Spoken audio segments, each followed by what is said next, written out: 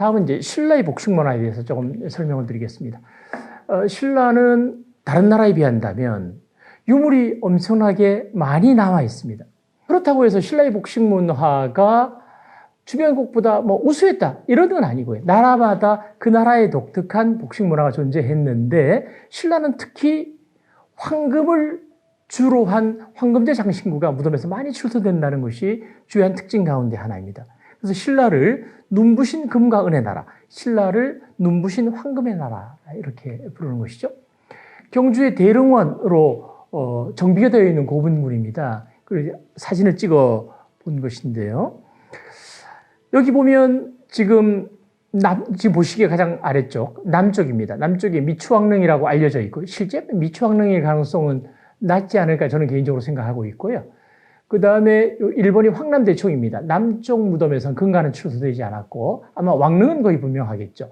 북쪽 무덤이 황남대총 북분인데 왕비의 무덤이고 금관이 출토되었습니다. 2번이 천마총입니다. 자, 아시는 것처럼 1번을 발굴하기 위해서 2번을 연습으로 파본 것이죠. 천마총. 1973년도에 발굴했고요. 그 다음에 지금 3번으로 되어 있는 곳이 금관총입니다. 1921년도에 발굴해서 금관이 발굴됐고, 그 다음에 이 4번 서봉총이 1926년, 5번이 금령총인데 1924년도에 금관이 출토되었습니다. 그래서 이 대릉원 일대만 하더라도 실제 왕릉급 무덤이 황남대총은 거의 왕릉급이고 천마총, 금관총, 그 다음에 왕족으로 볼 수 있는 게 서봉총이나 금령총 그런 것이죠. 지금 아직도 발굴되지 않은 무덤들이 큰 무덤이 엄청나게 많이 있습니다. 이런 무덤들이 더 발굴된다면 실제 금관은 훨씬 많이 나오겠죠. 그래서 금년에 이제 경주박물관에서 금령총 발굴을 새로 했고 몇 년 전에 국립중앙박물관에서 서봉총 발굴을 새로 했습니다. 또 금관총 발굴도 국립박물관에서 새로 했는데 그때 이런 귀걸이라든지 복식품의 일부가 추가로 더 수습이 된 적도 있습니다. 아까 설명드렸습니다만 작년에 발굴되었던 경주의 쪽샘지구 44호, 그 다음에 인왕동 120-2호, 금년에 아마 120-1호를 발굴한다는 얘기를 들었습니다. 그런 것을 발굴해 보면 신라 귀족 혹은 왕족들의 복식품을 거의 그대로 확인할 수 있습니다. 어떻게 착용했는지, 착용 방법, 또 그분을 착장시켜서 어떻게 무덤에 묻어주었는지, 또 그 프로세스를 추정할 수 있는 자료들도 근래에 확인되고 있습니다. 그래서 어쨌든 신라는 자료가 좀 더 풍부하다 이렇게 설명드릴 수 있겠고요. 신라의 복식 가운데 역시 신라의 금관이 가장 대표적 사례입니다. 신라의 금관은 주변 그 어디에도 다른 나라, 어디에도 이런 사례는 없어요. 그러니까 아주 대단히 신라적이다 이렇게 설명을 붙일 수 있겠습니다. 신라의 복식 문화를 알려줄 수 있는 것 가운데 하나가 바로 이 금령총에서 출토된 기마인무령 토기, 요즘은 기마인무령 주자 이렇게도 부르는데 이것은 용도는 역시 주자입니다. 이 속이 비어있는 것이죠. 그래서 이 뒤로 술 같은 걸 넣어서 앞에 죽으로 따를 수 있게 되어 있는 이런 구조가 되겠는데요. 실제 이 무덤에서는 두 점이 출토되었습니다. 인물이 지금 이렇게 머리에 관을 쓴 인물, 갑옷을 입고 그 다음에 말에 여러 가지 치장을 한 말을 탄 이런 인물과 시종으로 보이는 인물이 같이 세트로 출토되었는데요. 그래서 저는 실제 주자로 쓰였다기보다는 장송 의례용품으로 만들어서 무덤에 넣어준 것으로 이제 그렇게 생각을 하고 있습니다. 그래서 아마도 이 지금 무덤 주인공의 이 복식, 이것을 가지고도 이제 연구가 상당히 있긴 합니다. 대개 이제 곡갈 모양의 모자를 썼고 신라 고분에서 나오는 것과 상당히 유사한 것입니다만 다른 것은 이 주변에 약간 장식이 더 많이 부착되어 있다는 것이고요. 귀 양쪽으로 이렇게 끈을 늘어뜨려서 턱에서 고정하고 있습니다. 근데 옷은 갑옷 같은 걸 입었기 때문에 일상복으로 보기는 상당히 어렵고 신발은 끝이 뾰족한 것으로 본다면 가죽 신발을 신은 것으로 그렇게 생각됩니다. 신라의 복식의 가장 핵심 중에 핵심이 바로 금관이 되겠고요. 금관은 앞에 이렇게 묘산자 형태가 연속되어 있는, 그러니까 이것을 보통은 나뭇가지 형태로 보고 있는데요. 혹은 묘산자 혹은 날출자로 보는데 이런 장식. 그 다음에 가장자리에는 사슴뿔 장식이 도안의 특징 가운데 하나입니다. 그래서 일제강점기에 경주 금관총 출토품을 발굴조사 보고서를 내면서 이렇게 펼쳐본 거예요. 당시 우메하라 스에지가 이렇게 펼쳐서 그러니까 지금 여러분들이 보시는 이 그림은 금관의 내면입니다. 금관을 이렇게 펼쳐놓고 그 방안지 같은 데도 놓고 이렇게 본을 따듯이 그림을 그린 것이 실측을 한 것이죠. 그랬더니 가운데에 뾰족뾰족 우리 그 조선시대 삼지창처럼 생긴 그런 도안들이 표현되어 있고요. 좌우에는 사슴뿔 같은 장식이 표현되어 있어요. 그래서 학자들마다 논란이 상당히 많이 있습니다만 가운데 있는 저 장식들은 거대한 나무, 거목 같은 걸로 보고 있고 가장자리에 있는 저 장식은 사슴뿔로 보는 견해들이 많이 있습니다. 그래서 역시 모두 다 천상의 세계와 소통하는 일종의 안테나, 메신저 이런 여러 가지 견해들이 현재 학계에 나와 있습니다. 금관을 좀 자세히 봤고요. 금관총에서 나온 금관입니다. 왼쪽에 보시는 쪽이 표면에서 본 것이고 오른쪽에 보시는 게 내면입니다. 금동관의 경우는 보통 표면만 도금하는 경우가 많은데 이제 순금이고요. 지금 보시는 것처럼 표면에 이렇게 고옥을 매달거나 혹은 가장자리에 그 송곳처럼 생긴 끈을 이용해서 문양을 낸 경우도 있습니다. 자, 사슴뿔 모양 장식이고요. 자, 바로 이 장식입니다. 금관총에서 출토된 것입니다만 신라에는 관이 같은 무덤에서도 아까 보셨던 금관 같은 것도 있고 이런 형태의 관도 출토되는 것입니다. 이런 관은 고구려의 조우관하고 연결되는 것이죠. 왜 이런 차이가 있을까? 그게 조금 저도 의문입니다.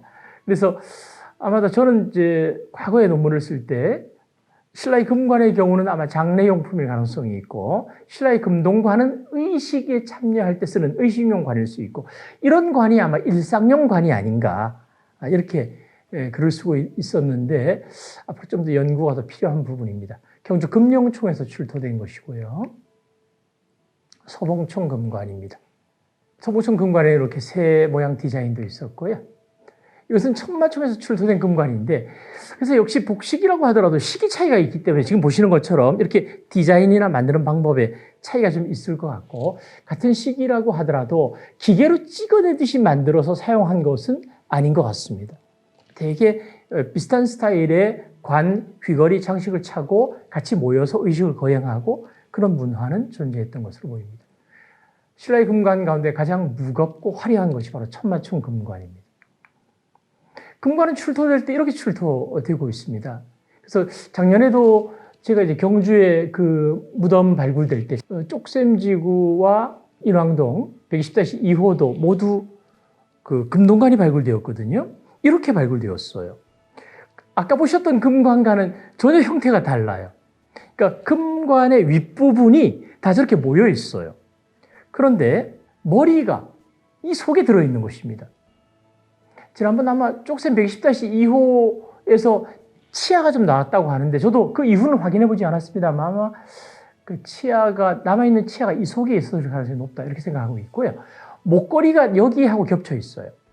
목걸이의 윗부분하고 이 금관의 아랫부분이 겹쳐져 있는 거죠. 그러니까 이 금관을 묻어줄 때 망자의 머리 전체에 뒤집어 씌워서 묻어준 것은 분명하다. 그게 이제 작년 발굴에서 확인되었고 작년에는 경상남도 창녕에서도 금동관을 비롯해서 신라 스타일의 풀세트의 장신구가 피장자에게 착장된 채로 나왔어요. 그래서 제가 이제 다행히도 운이 좋아서 그 경우도 직접 가서 유물을 속에서 자세히 볼 수 있었는데 봤더니 그것도 역시 마찬가지로 그렇게 착장시킨 거예요.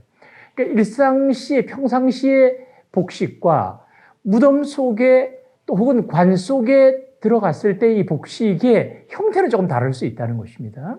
그래서 이런 형태로 묻어줬다는 것이 밝혀지고 있고 보고서가 나오면 뭔가 좀 분명해질 것 같습니다. 실제는 이렇게 되어 있지만 나중에는 윗부분이 오므려지고 머리가 여기가 아니고 머리가 이 속으로 들어간다는 것이죠. 위로 올라간다는 것이죠. 신라의 금관 가운데 가장 오래된 것 가운데 하나이고요. 자, 이것은 지방에서 나오는 금동관입니다. 형태가 좀 심플하고 그렇습니다. 신라의 귀걸이는 화려하고 아마 평소에 좀 많이 써슴직한 그런 것들입니다. 그래서 되게 지금 왼쪽에 보시는 것이 경주 보문리 부부총으로 알려진 일제강점기에 발굴됐던 유물이 되겠고요. 오른쪽에 있는 것은 역시 지정문화재입니다만 보물로 지정되어 있는 것인데요. 경주의 황홀이 52호라고 하는 무덤에서 발굴되었습니다. 좀 더 클로즈업해서 본 것이고요. 그래서 지금 이제 보시는 것처럼 이 귀걸이의 표면에 저렇게 많은 금 알갱이가 부착되어 있어요.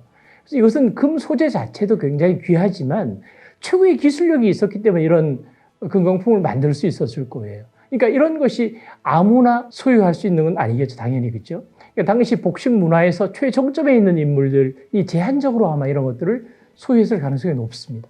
그래서 이 귀걸이의 소유자는 경주에서 보면 조금 외곽에 있습니다.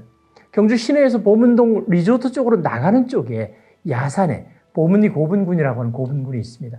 그 주변에 진평왕릉도 있고 또 설총묘도 있고 한 곳인데요.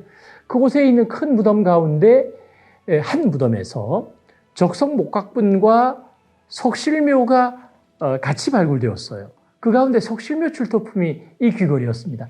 만약에 적성목각묘에서 출토되었다면 보존 상태가 훨씬 좋지 않았을 가능성이 있어요. 아마 이렇게 돌 같은 게 무너지면서 찌그러졌겠죠. 근데 다행히도 석실묘에서 발굴되었고 관대에서 발굴되지 않고 관대 밑에서 발굴되었어요. 그래서 논란이 많습니다. 이게 과연 귀에 착장했던 것이냐, 그냥 넣어주었던 것이냐.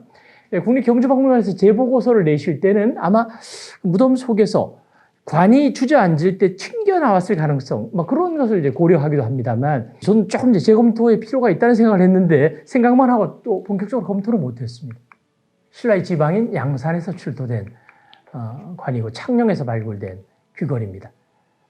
세부적인 것이고요. 복식이라고 하는 것은 기본적으로 제가 몇 번 말씀드리고 있습니다만 그 사람이 다른 사람과 구별되는 요소 가운데 하나입니다.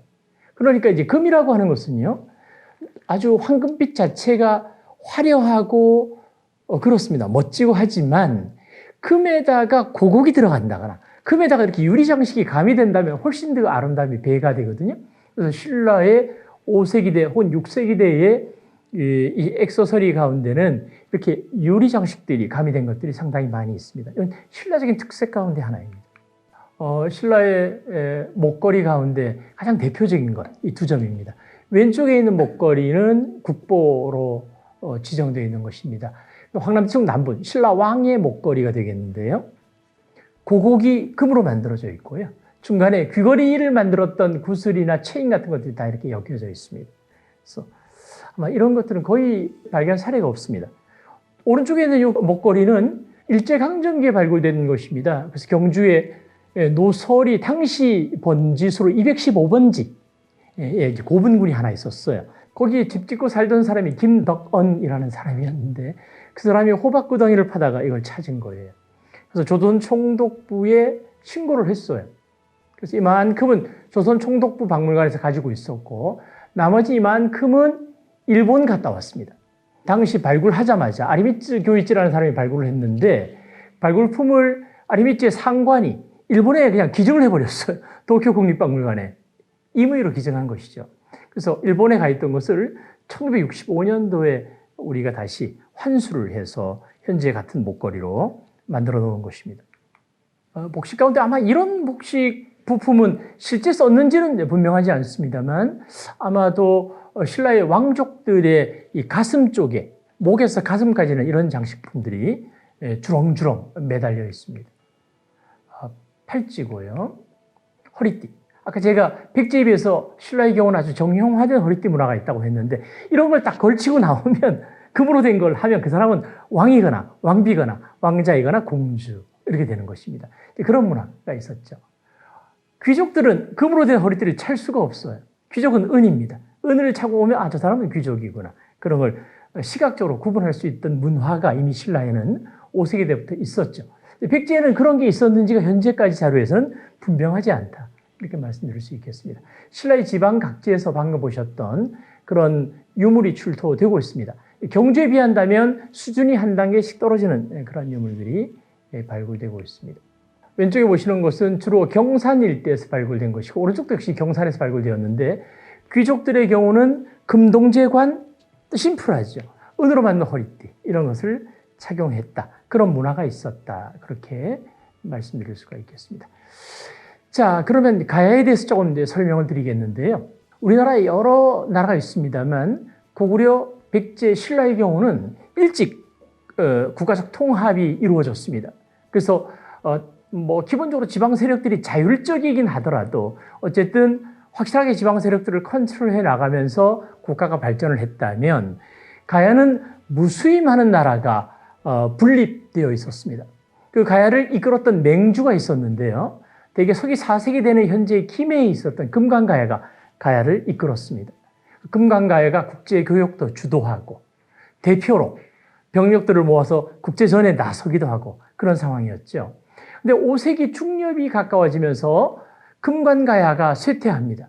금관가야를 대신해서 고령의 대가야가 맹주 역할을 하게 됩니다.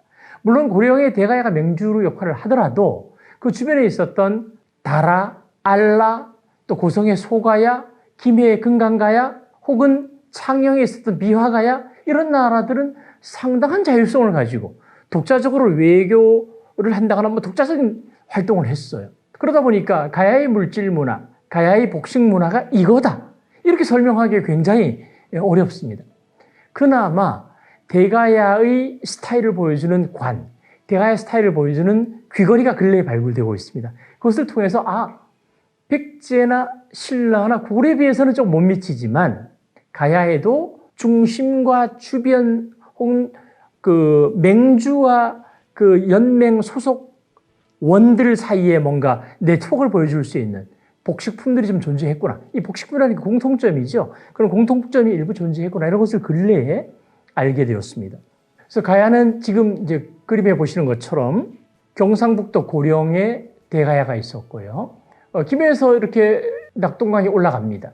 밀양 삼랑지를 거쳐서 창녕을 거쳐서 대구를 거쳐서 안동 쪽으로 이제 올라가게 되는데 대구 분지 쪽에는 신라의 여러 고분들이 있어요. 대구에서 바로 지금 성서 쪽이죠. 대구에서 이제 낙동강을 건너게 되면 바로 이제 고령이란 말이에요. 이 고령에 대가의 중심지가 있었습니다. 그리고 조금 더 내려가면 황강이라고 하는 조그마한 강이 있습니다. 그 황강에 바로 옥전 고분군. 그러니까 대가야권에서 넘버 2 정도 되는 그런 세력이 있었고요. 김해는 전기가의 중심 세력이었습니다만 후기가 되면 조금 이제 쇠퇴하는 그런 양상이 되었습니다. 그래서 가야의 금공문화에 대해서 조금 설명을 드리겠습니다. 대가야 혹은 가야라고 하는 것을 우리가 물질 자료를 통해서 인식할 수 있는 것은 바로 토기입니다. 가야 토기는 백제 토기하고 다르고 신라 토기하고 다르고 고구려 토기하고는 당연히 다릅니다. 그래서 가야 토기는 자기들끼리는 약간의 차이는 있지만 특히 고령 토기의 경우는 지금 보시는 붉은색, 노란색 이렇게 넓게 분포하고 있습니다. 사실 이제 가야라고 하는 것은 어디까지가 가야인지가 학계에서 논란이 되고 있어요. 그래서 학자들은 신라가 아니고 백제가 아닌 것을 가야라고 하자. 이게 현재 학계의 견해 가운데 하나입니다. 그래서 김해의 금강가야의 왕족들 무덤이 바로 김해 대성동 고분군이고요. 지금 김해시뿐만 아니라 국가 차원에서 세계유산 등재를 위해서 노력하고 있습니다. 아마 세계유산 금년에 등재될 가능성이 높다는 이야기를 듣고 있는데요. 이 대성동 고분군은 실제는 봉분이 없어요. 지금 보시는 것처럼 큰 마운드, 거대한 봉분이 없잖아요. 그래서 1990년대까지도 이런 상태였어요. 1990년에 아마 첫 발굴이 있었는데 제가 이제 1차 발굴에 저도 이제 참여를 했었거든요. 그냥 밭이었어요. 밭이었는데 밭을 이렇게 트렌치를 넣어서 도랑을 넣어서 밭을 파봤더니 10m가 넘는 무덤의 흔적들이 막 나오기 시작한 거예요. 아쉬운 것은 이미 일제강점기 이래 거의 도굴이 많이 됐다는 것이 아쉬운 점인데 그래서 90년대 초반부터 지금 요 일대 대성동 1, 2, 3호분이 발굴되면서 금강가야의 왕릉이 바로 이 대성동 구릉이라고 하는 게 밝혀졌습니다. 작년에도 제가 이제 대성동 발굴 현장을 가봤더니 이쪽 아래쪽에서도 큰 무덤들이 발굴되고 있습니다. 그래서 이 구릉과 그 주변, 현재 뭐 아파트로 둘러싸여 있는 공간까지도 일부 금강가야의 묘역일 가능성은 있습니다만 5세기대 이후에 무덤이 발굴되지 않습니다. 그래서 여기서는 유물은 많이 발굴되고 있는데 복식품이라고 할 만한 게 거의 없다는 게 문제입니다. 그러니까 주로 토기라든지 혹은 공구류, 무기류는 많이 출소되고 있습니다만 의복 장식했던 장신구는 거의 발굴되지 않고 있습니다. 다만 근래에 발굴된 것 가운데 88호에서 진식대금구가 발굴된 정도이고 수입품이 되겠습니다. 김해에서 출토된 것입니다만 신라 요소를 좀 많이 띠고 있는 대성동 87호에서 나온 귀걸이 이런 것도 발굴되고 있고 이런 자료가 10손가락으로 꼽기도 어려울 정도로 아주 적은 양이 발굴되고 있습니다. 역시 김해의 가야의 숲에서 나온 귀걸이인데 신라과하고 유사한 것입니다. 그러니까 거의 5세기대 이후에 금강가의 복식 문화는 신라에 경도되는 것 같아요. 대가의 경우는 초기에는 백제 문화에 경도되었다가 머지않아서 가야적의 색채를 발현했거든요. 그것을 일본 열도까지 전해줬는데 금강가야 또 아라가야는 대가야와 약간 사이가 안 좋아서 그런지 모르겠습니다만 어쨌든 대가야 문화를 적극적으로 수용하지는 않았습니다. 그에 비해서 고성의 소가야 문화는 대가야 복식 문화를 거의 그대로 수용을 하고 있어서 차이가 있습니다. 근래에 발굴된 함안 마리산 고분군에서 출土허리띠인데요. 이 허리띠는 중국 허리띠를 모방해서 함안에서 만든 것입니다. 그래서 역시 함안에서 많지는 않지만 스스로 뭔가 이런 유물을, 물품을, 복식품을 만들었던 것 같아요. 지금 오른쪽의 그림은 중국 제품이고요. 왼쪽 것은 중국 전형적인 진식대금구에 비해서 굉장히 좀 어설프잖아요. 그러니까 아라가야에서 만든 물품이라고 저는 생각을 하고 있습니다.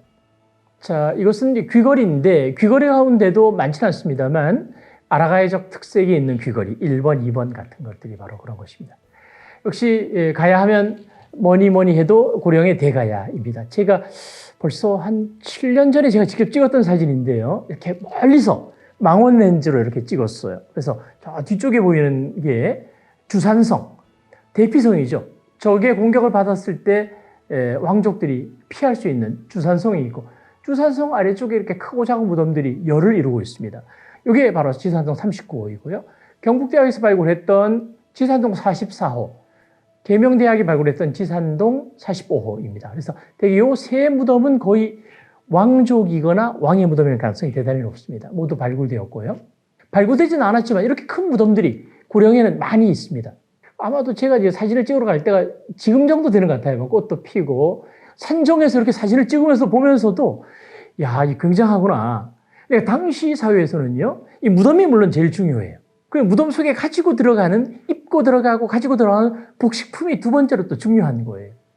그게 그 사회에서 그 사람들이 존재하는 이유일 수도 있고, 그 사람들이 그 사회에서 떵떵거리면서 살아온 그 사람들의 정체성이 될 수도 있는 그런 것 같습니다. 그런 게 바로 무덤이기도 하고, 무덤 속에 가지고 들어간 복식품이기도 하고, 그렇다고 생각합니다. 대가야의 복식품 가운데는 바로 이런 귀금속 장신구가 있습니다. 그 가운데 제가 주목하는 것은 바로 이 유물입니다. 조우관입니다. 가야의 장식 문화는 백제적인 요소가 일부 있고 신라적 요소가 일부 있고 대부분 다 가야 스타일입니다. 지금 왼쪽과 가운데 있는 금동관은 주변에 없는 거예요. 이건 대가야에만 있는 것입니다. 대가야 사람들은 이런 형태의 자기들만의 독특한 관 양식을 창출했음에도 불구하고 주변국인 신라의 복식 문화인 조우관을 수용했어요. 근데 이것은 누가 가지고 있느냐? 순장자가 가지고 있는 거예요.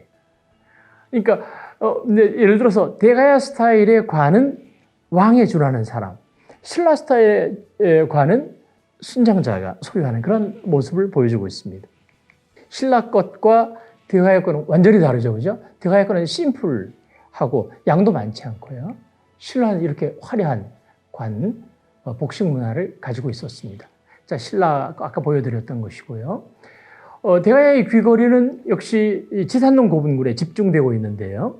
역시 대가야 양식을 발견한 것인데 중요한 것은 이렇게 대가야 양식을 발견한 것이 대가야만 머물러 있는 것이 아니라 대가야의 중심지가 아닌 주변, 그러니까 뭐 합천이라든지 함양이라든지 남원이라든지 거창이라든지 혹은 소가야권에 속하는 진주, 고성 이런 곳까지 넓게 퍼져 있다는 것입니다. 그리고 그네들은 실제는 우리는 대가야야, 우리는 금강가야, 우리는 아라가야, 우리는 다라, 우리는 소가야, 우리는 비자벌 이렇게 이름을 따로 붙이긴 하지만 막상 고구려와 전쟁을 할 때, 신라와 전쟁을 할 때는 하나의 프랭카드를 걸고 하나의 깃발 아래 모여서 나가는 거예요. 그게 대가야 문화의 특색 가운데 하나입니다. 근데 그네들이 어떤 복색, 그러면 옷 색깔이 달랐을까? 그건 아직까지 좀 잘 몰라요. 다만 기록에 보면 신라 버풍왕대에 신라와 대가야가 결혼 동맹을 맺었어요. 근데 신라에서 이찬의 따님이죠. 이찬의 따님을 대가야로 보내면서 시종들을 굉장히 많이 딸려 보냈어요. 근데 그 사람들 옷하고 이 가야 사람들의 옷이 완전히 달랐다 이런 기록이 있거든요. 그런 거 본다면 역시 가야만의 복식이 있었는데 그 가야만의 복식이라고 하는 것이 어떤 것인지 얼마나 다른 것인지 그런 건 아직까지 우리가 잘 알기 어렵습니다. 그래서 가야의 귀걸이의 분포를 전체적으로 한번 정리해 본 것입니다. 아까 제가 조금 전에 대가야 토기가 분포되는 범위를 보여드렸는데 그거하고 거의 일치합니다. 이 정도 분포라면 역시 비신라, 비백제라고 하는 틀에도 맞습니다. 그러니까 역사 기록에 등장하는 여러 가야 소국의 명칭 위치, 그 다음에 가야 양식의 귀걸이가 분포하는 범위, 이것은 거의 일치한다는 것이죠. 또 대가야 토기가 분포하는 범위도 상당히 겹칩니다. 그래서 고고 자료를 통해서 이런 복식 자료를 통해서 대가야의 발전 과정이랄까요? 대가야의 영역이랄까? 그런 것들을 해명할 수 있는 단서가 있다. 그래서 그냥 순수하게 미술사적 또 국학적으로 얘기한다면 가야의 복식품에는 형태가 백제, 신라, 고구려와 다르다. 귀걸이의 경우는 고리가 가늘고 심플하다. 백제 거에 비해서 같은 스타일이라고 하더라도 부품의 크기가 크다. 또 일본 열도 거하고 특히 비슷한데 일본 열도 거에 비해서는 크기가 작고 일본 열도 거는 길다. 대가야의 경우는 은제품이 많지 않지만 일본 열도는 은제품이 많다. 뭐 이런 세부적인 속성들은 찾아낼 수 있겠습니다만 어쨌든 우선적으로 눈에 들어온 것은 이렇게 대가야 양식의 복식품을 찾아냄으로 인해서 가야의 공간적 범위가 이렇게 된다. 이런 것들을 우리가 알 수 있겠고요. 가야에서 금속 공예품으로 금속재 장신구로 복식을 꾸몄던 것은 대개 서기 5세기 초가 현재 가장 빠른 자료입니다. 가장 늦은 자료는 6세기 중엽입니다. 가야는 단계적으로 신라에 멸망했거든요. 532년에 김해의 금관가야가 먼저 멸망했고요. 562년에 고령의 대가야가 금관가야에 멸망했어요. 그러면 아라가야나 소가야나 이런 나라가 언제 멸망했는지는 알 수 없지만 아마도 532년에서 562년 그 사이에 차례로 멸망했을 가능성이 높습니다. 그러니까 이제 가야의 경우도 사실은 신라나 백제에 비해서는 이 국가가 유지된 게 짧긴 하지만 그래도 황금 문화를 소유했던 기간으로 따진다면 역시 160년 정도가 되니까 신라와 큰 차이는 없다. 이런 생각이 드네요. 백제의 경우는 사비 시기까지도 계속 만들어졌지만 화려함이라는 측면에서는 되게 웅진기 이후에는 심플해지니까 삼국 공희, 고구려, 백제, 신라, 가야 모두 복식의 일부로서 이런 황금 문화가 장식되는 것, 액세서리가 만들어지는 것은 대개 5세기 초에서 6세기 중엽 이전까지라고 하는 것이 거의 공통적인 현상입니다. 그래서 이런 조우간 문화가 고령의 대가야에도 지금 확인되고 있다는 것이고요. 가장 전형적인 대가야 스타일의 관이 되겠고요. 그런데 경주와 좀 다릅니다. 백제의 경우도요. 공주의 수천리고분군 같은 곳을 이제 발굴해 봤더니 수천리고분군에서 금동관이 머리에 씌워진 채로 발굴되었습니다. 신라고분을 발굴했더니 천마총 황남대총에서도 금관이 머리 전체에 씌워진 채로 출토되었습니다. 근데 고령의 지산동 고분군에 32호분을 발굴해 봤더니 무덤 주인공 머리에서 나와야 될 것이 토기 위에서 이렇게 출토되는 것이에요.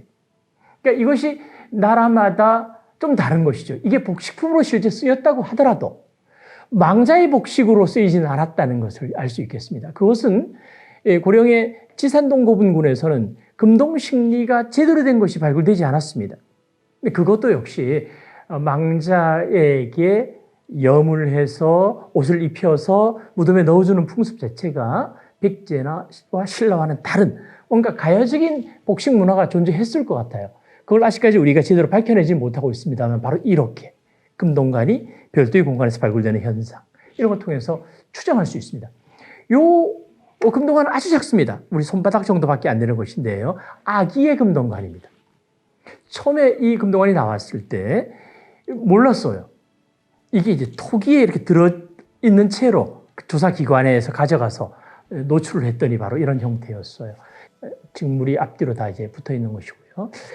그러니까 그 아기가 아주 유한데 그 아기가 평소에 뭔가 관복을 입고 이렇게 하진 않았을 테니까 이제 그 아이의 지위를 보여주기 위해서 뭔가 해서 무덤에 넣었을 것 같습니다.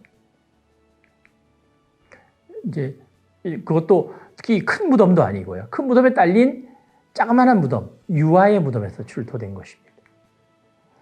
이것은 이제 발굴품은 아닙니다만 삼성미술관 리움에서 가지고 있는 것과 도쿄 국립박물관에서 가지고 있는 것입니다. 이것은 아마도 고령 지산동 고분군에서 도굴된 것일 가능성이 높고요. 이것은 합천에서 도굴되었을 가능성이 높습니다. 현재 국보로 지정되어 있는 것이고요. 일본의 중요 문화재, 우리로 치면 국보죠. 지정되어 있는 것입니다. 역시 스타일로 보면 아까 지산동 32호 금동관과 상당히 유사한 면모를 가지고 있습니다. 자, 신라 것하고 약간 비슷한 측면이 있고 오른쪽에 있는 것은 일본 열도과하고 비슷합니다. 물론 대가의 양식이 일본으로 넘어간 것으로 일반적으로 보긴 합니다만 제작 자체가 워낙 조악하게 만들어진 것이라서 대가의 장인이 만들지는 않았을 것이다. 저는 그렇게 생각하고 있습니다. 아까 말씀드린 것처럼 이 조관이 나오긴 나왔는데 순장자의 무덤에서 출토되었습니다. 신라 스타일이고요. 자세히 본 모습입니다. 역시 순장곽인데 철로 만든 거. 철로 만든 거는 유래가 많지 않습니다. 근데 고령에서 역시 순장자의 무덤에서 출토되었고요. 뭔가 나름대로 위계가 조금 이제 보이는 것 같긴 한데요. 그 다음에 귀걸이 가운데는 이렇게 그 중국 도자기와 반출되는 케이스도 있고요. 고령 지산동 45호의 경우는 이 귀걸이에서 위계가 보여요. 그러니까 무덤의 주인공이 가지고 있는 것과 순장자가 가지고 있는 것. 순장자 중에서도 금제 귀걸이를 가지고 있는 사람이 있고 은으로 만든 귀걸이, 금동제 귀걸이를 가지고 있는 사람들이 있습니다. 이것이 아마도 자료가 많지는 않습니다만 당시의 신분 제도로 보여줄 수 있는 원래 이제 복식이라고 하는 것이 색복제하고 연결되는 것이 색복제고 색복제라는 게 당시 신분을 반영해 주는 것이잖아요. 이제 그런 것에 단서랄까 그런 것이 일부 보이고 있습니다. 전형적인 것은 아닌 것 같고요. 귀걸이를 좀 크게 확대해 본 사진인데 합천 옥전고분군에서 출토된 것입니다. 고령 지산동 거하고는 같죠. 그러니까 역시 대가의 양식이긴 합니다만 백제 것에 비해서는 이런 개별 부품들이 상당히 큰 편입니다. 이런 것은 백제에는 거의 없는 디자인들입니다. 이런 건 조금 일부 있습니다만 그래서 백제 문화를 받아들여서 대가야화한 그런 단계의 복식품의 일부가 되겠습니다. 자, 이것은 순장자의 소유물인데요. 왼쪽은 은, 오른쪽은 금, 사이즈가 달라요. 아마 원래는 완세트로 만들지 않았겠어요? 근데 아마 순장자가 일부를 팔아먹었는지 누가 떼어서 갔는지 어쨌든 일부가 결실이 된 상태예요. 그래서 이런 상태로 은으로 수리를 한다거나 일부 부품이 결실된 상태로 가지고 있다가 무덤 속에 같이 묻히게 되는 것이죠. 주인의 죽음과 같은 때에 순장을 당해서 무덤에 묻혔습니다. 지산동 고분군에서 나오는 엄청나게 많은 유물이 되겠고요. 그 중에서 역시 중신고분군에서 집중적으로 출토되고 있습니다. 역시 마찬가지인데 이렇게 보면 자세히 보면 중간에 이렇게 접합 흔적이 있습니다. 구체를 만들 때요. 윗부분, 아랫부분을 만들어서 여기 땜으로 접합하잖아요. 그러니까 왕이라든지 귀족 것이라면 이런 흔적이 남을 수가 없어요. 깨끗하게 샌딩을 해가지고 남기지 않거든요. 이건 이제 상대적으로 지위가 낮은 사람의 소유물이 되겠습니다. 이것도 좀 작은 무덤에서 나왔는데 한쪽이 결실된 채로 나왔어요. 제가 농담으로 발굴하다가 잊어버린 거 아니야? 이렇게 얘기했는데 당시 사진이라 다 체크해 보니까 역시 이렇게 발굴되었습니다. 그러니까 이거 자체가 워낙 희귀하기 때문에 이런 것을 본다면 돌아가시기 바로 직전에 만들어서 뭔가 가져간 것은 아닌 것 같고요. 그렇죠? 그러니까 평소에 가지고 만들어서 소유하고 있다가 묻힐 때 가지고 묻힌 것으로 볼 수 있겠습니다. 대가야의 귀걸이 가운데 가장 정교한 것 가운데 하나입니다. 이 귀걸이도 일제강점기에 수습된 것인데요. 이거 한 점밖에 나오지 않았습니다. 그래서 위쪽을 보면 이렇게 사각봉을 비틀어 꼬아 만든 것인데요. 한성식이 백제, 그러니까 공주 수천리 4호, 서산 부장리 고분군 출토가 똑같습니다. 그 다음에 천안 용원리에서도 비슷한 것이 있는데 백제 것에 비해서 훨씬 좀 둔탁합니다. 그래서 양식적으로는 연결됩니다만 기법적으로 연결됩니다만 역시 백제 것과 가야 것은 옆에 놓고 본다면 금방 구별할 수 있다 그런 것이고요. 이 경우에도 금의 순도는 상당히 약한 편입니다. 약간 이제 붉은기가 많이 돌고 또 어떤 유물은 하얀 색깔이 많이 돕니다. 은이 많이 들어가서 그런 거죠. 물순물들이 많이 들어간 것이죠. 혹은 어떤 경우에는 일부러 그렇게 합금을 한 경우도 확인되고 있습니다. 네, 역시 조금 이제 세부적으로 본 것이고요. 대가야의 귀걸이들이 되겠습니다.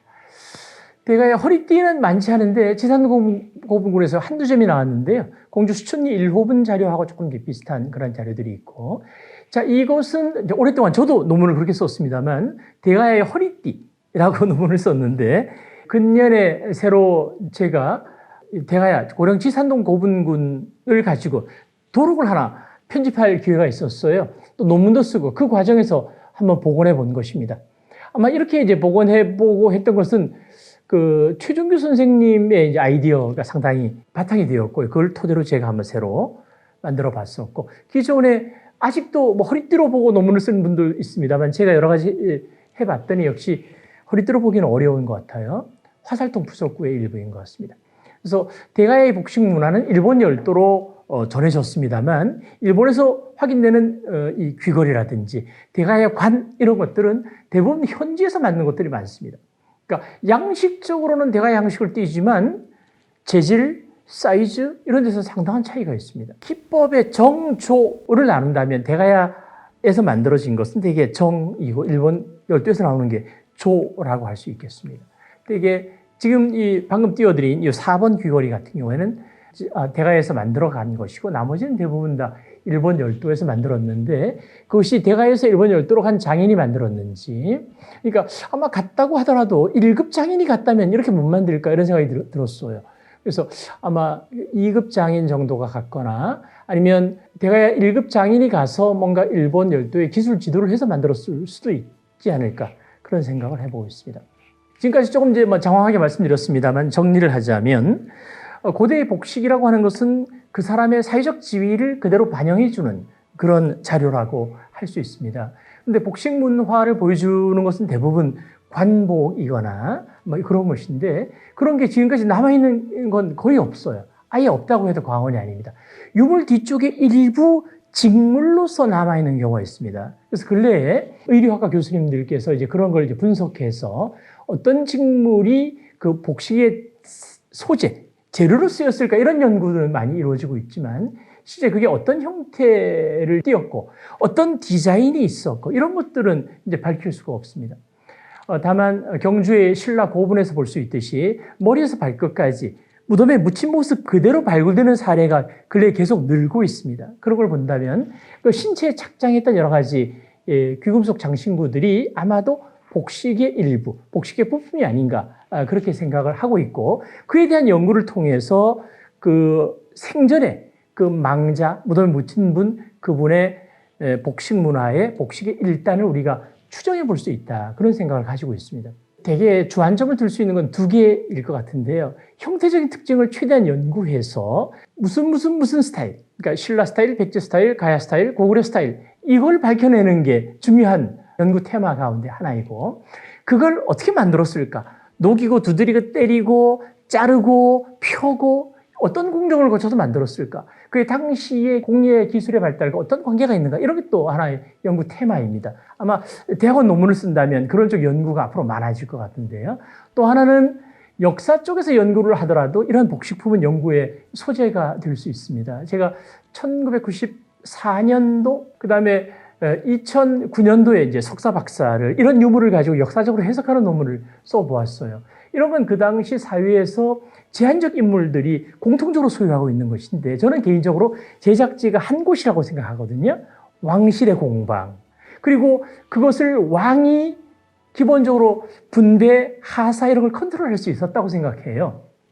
그래서 왕이 전유할 수 있는 것을 귀족이라든지 혹은 그 사회의 지배층들이 공유했다라고 하는데 의미가 있다. 근데 그게 항상적으로 삼국시대 여러 나라가 시작부터 끝까지 그런 게 있던 게 아니라 대개 5세기 초에서 6세기 전반까지 제한된 시기에만 그게 있었다. 그게 한국 고대 국가의 발달 과정에서 특정한 단계를 칼로 잘랐을 경우에 그 한 토막에 바로 이런 귀금속 장신구가 사회의 지배층들이 자신의 정체성을 보여주는 물품으로 소유하고 싶어 하고 또 실제 소유했던 그런 시대가 있었다입니다. 그래서 그 시대의 성격을 통해 본다면 그 시대의 성격은 역시 중앙 집권력이라고 하는 것이 아직 약간 덜 정비가 되었다고 할까? 그러니까 지방에 직접 관리를 파견한다거나 옷의 색깔을 가지고 사회적 지위의 고하를 구별하는 그런 체제 자체가 아직도 좀 약간 미흡했던 단계, 그런 단계를 보여주는, 그런 단계를 대표하는 심볼이 아닐까, 그렇게 생각을 하고 있습니다. 그래서 오늘 강의는 되게 이 정도 하겠습니다. 여러분 감사합니다.